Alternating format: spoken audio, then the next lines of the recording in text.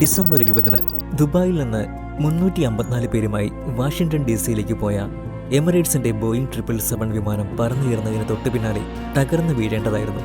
2 മാസം മുമ്പാണ് ഈ സംഭവം നടന്നതെങ്കിലും പൈലറ്റുമാർ ഓട്ടോമേഷനെ കൂടുതലായി ആശ്രയിക്കുന്നതിനെക്കുറിച്ചും ലോകത്തിലെ പ്രമുഖ എയർലൈനുകളിലൊന്നിലെ സുരക്ഷാ സംവിധാനങ്ങളെക്കുറിച്ചും ഗുരുതരമായ ചോദ്യങ്ങൾ ഉയർത്തുന്ന തരത്തിലുള്ള വിശദാംശങ്ങളാണ് ഇതിനകം പുറത്തു വന്നുകൊണ്ടിരിക്കുന്നത്. സമീപകാലത്തുണ്ടായ ഏറ്റവും ഇൻട്രസ്റ്റിംഗ് ആയ കേസ് സ്റ്റഡികളിലൊന്നായി ഇത് മാറിയേക്കാം. 2021 ഡിസംബർ 20 പുലർച്ചെ 3 മണിക്ക് എമിറേറ്റ്സ് ഫ്ലൈറ്റ് 231 ദുബായ് അന്താരാഷ്ട്ര വിമാനത്താവളത്തിന്റെ ടെർമിനൽ 3-ൽ നിന്ന് യാത്ര പുറപ്പെട്ടു. വാഷിംഗ്ടൺ DC-യിലേക്കുള്ള 14 മണിക്കൂർ നീണ്ട യാത്രയായിരുന്നു വിമാനത്തിൻ്റെത്. ഇത്രയും ദീർഘനേരമുള്ള ഫ്ലൈറ്റ് കാരണം 4 പൈലറ്റുമാർ വിമാനത്തിലുണ്ടായിരുന്നു. ദുബായിൽ നിന്ന് പുറപ്പെടുമ്പോൾ 2 പൈലറ്റുമാരുടെ കയ്യിലായിരിക്കും നിയന്ത്രണം. തുടർന്നുള്ള ഫ്ലൈറ്റ് സമയത്ത് റിലീഫ് ക്രൂ എന്ന് വിളിക്കുന്ന മറ്റു പൈലറ്റുമാർ വിമാനത്തിന്റെ നിയന്ത്രണം ഏറ്റെടുക്കും. 4 വർഷം പഴക്കമുള്ള ബോയിങ് 777 വിമാനം സൂറിച്ചിൽ നിന്ന് മടങ്ങിയെത്തിയത് 2 ദിവസം മുമ്പായിരുന്നു. അത്യാധുനികവും സാങ്കേതികവുമായി സങ്കീർണവുമായ 777 എയർലൈനർ സുരക്ഷയ്ക്കും ഇന്ധനക്ഷമതയ്ക്കും ലോകമെമ്പാടുമുള്ള എയർലൈനുകൾക്കിടയിൽ വളരെയധികം പേരുകെട്ടതാണ്. 777 ലോകത്തിലെ ഏറ്റവും വലിയ ഓപ്പറേറ്ററാണ് 153 എയർക്രാഫ്റ്റുകൾ സർവീസിലുള്ള എമിറേറ്റ്സ്. ഫ്ലൈറ്റ് 231 ദുബായ് എയർപോർട്ടിലെ റൺവേ 30 റൈറ്റിലേക്ക് നീങ്ങുമ്പോൾ ക്രൂ ടേക്ക് ഓഫിന് മുമ്പുള്ള ചെക്ക് ലിസ്റ്റുകൾ പൂർത്തിയാക്കുകയായിരുന്നു. 21 ഡിഗ്രി സെൽഷ്യസ് താപനിലയും കാറ്റില്ലാത്ത തെളിഞ്ഞ ആകാശവും കാരണം പറക്കാൻ പറ്റിയ നല്ല കാലാവസ്ഥയായിരുന്നു അന്നുണ്ടായിരുന്നത്. പുലർച്ചെ 3 മണി കഴിഞ്ഞ് 9 മിനിറ്റുള്ളപ്പോൾ പൈലറ്റുമാർ ടേക്ക് ഓഫിനായി റൺവേ 30 റൈറ്റിൽ ലൈനപ്പ് ചെയ്തു. റൺവേയിലൂടെ ഓടിത്തുടങ്ങി പെട്ടെന്ന് തന്നെ മണിക്കൂറിൽ 270 കിലോമീറ്റർ എന്ന സാധാരണ ടേക്ക് ഓഫ് സ്പീഡിൽ അവർ എത്തിയെങ്കിലും അവിടെ വെച്ച് ടേക്ക് ഓഫ് ചെയ്യാതെ റൺവേയിലൂടെ നീങ്ങുന്നത് തുടർന്നു. ഏതാനും നിമിഷങ്ങൾക്ക് ശേഷം മണിക്കൂറിൽ 400 കിലോമീറ്റർ വേഗതയിൽ അവർ റൺവേയുടെ അറ്റത്തെത്തി. ഒടുവിൽ അവിടെ നിന്നും ടേക്ക് ഓഫ് ചെയ്തു. എന്നാൽ അതിനുശേഷം സുരക്ഷിതമായ ഉയരത്തിലെത്താൻ മുകളിലേക്ക് പറക്കുന്നതിന് പകരം പൈലറ്റുമാർ ദുബായ് വിമാനത്താവളത്തിന്റെ വടക്കു പടിഞ്ഞാറ് ഭാഗത്തേക്ക് മണിക്കൂറിൽ 500 കിലോമീറ്റർ വേഗതയിൽ വെറും 75 അടി ഉയരത്തിൽ റെസിഡൻഷ്യൽ കെട്ടിടങ്ങൾക്ക് മുകളിലൂടെ പറത്തുകയായിരുന്നു. 75 അടി എന്നത് 777ന്റെ വിങ്സ് സ്പാനേക്കാൾ കുറഞ്ഞ വളരെ ചെറിയ ഉയരമാണ്.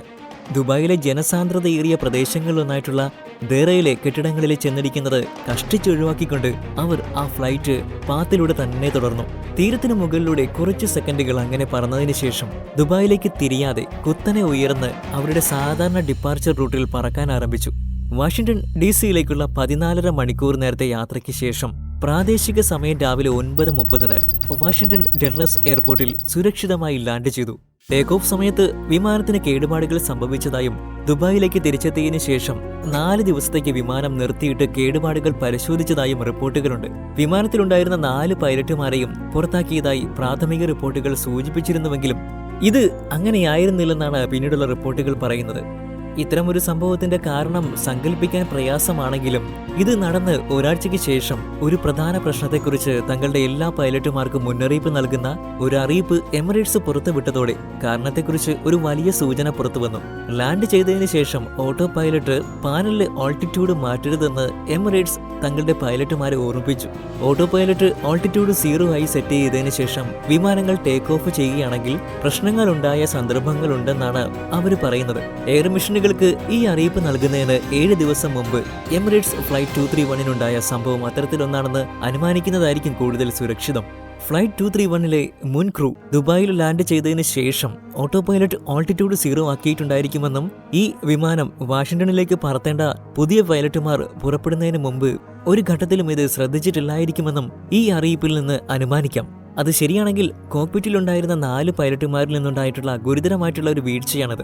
മുഴുവൻ വിശദാംശങ്ങളും നമുക്ക് ഇതുവരെ ലഭ്യമല്ലെങ്കിലും ആ രാത്രിയിൽ മനുഷ്യന്റെ ഭാഗത്തു നിന്നുള്ള പിശകുകളോ അല്ലെങ്കിൽ കൂടുതൽ വ്യക്തമായി പറഞ്ഞാൽ വിനാശകരമായിട്ടുള്ള അബദ്ധങ്ങളുടെ ഒരു പരമ്പര തന്നെയോ സംഭവിച്ചിരിക്കാൻ സാധ്യതയുണ്ട്.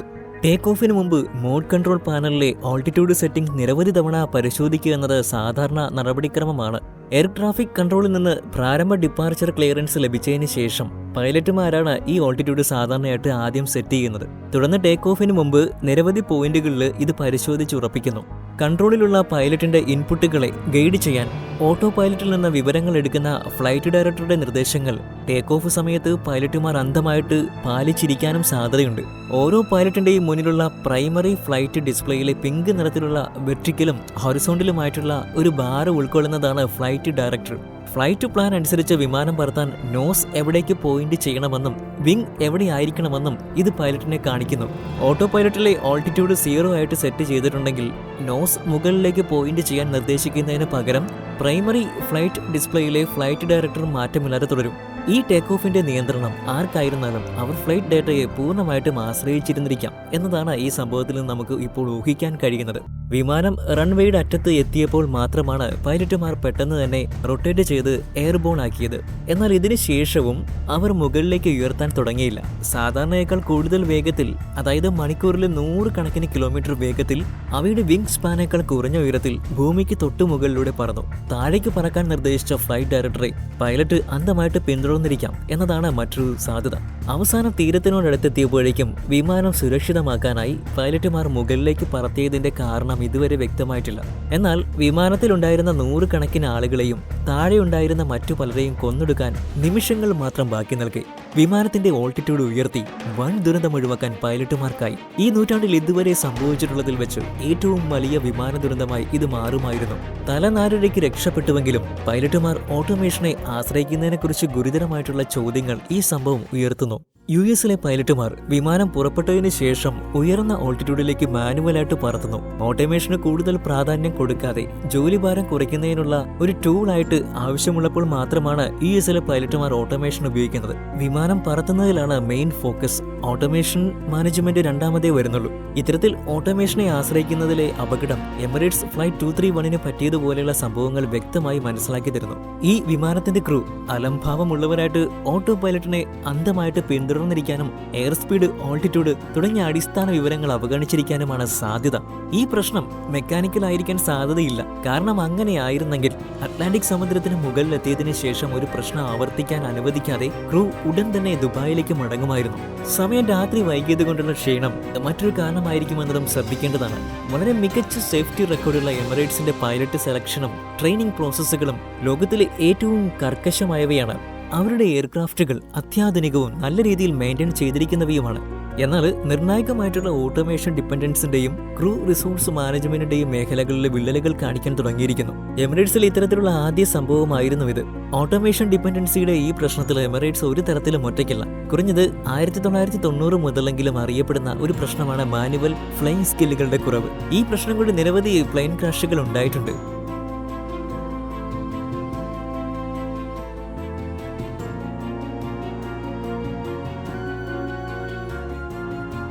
ഈ സംഭവത്തിന്റെ വ്യക്തമായ ഒരു ചിത്രം വരും ദിവസങ്ങളിൽ ലഭിക്കുമെന്നാണ് പ്രതീക്ഷിക്കുന്നത്.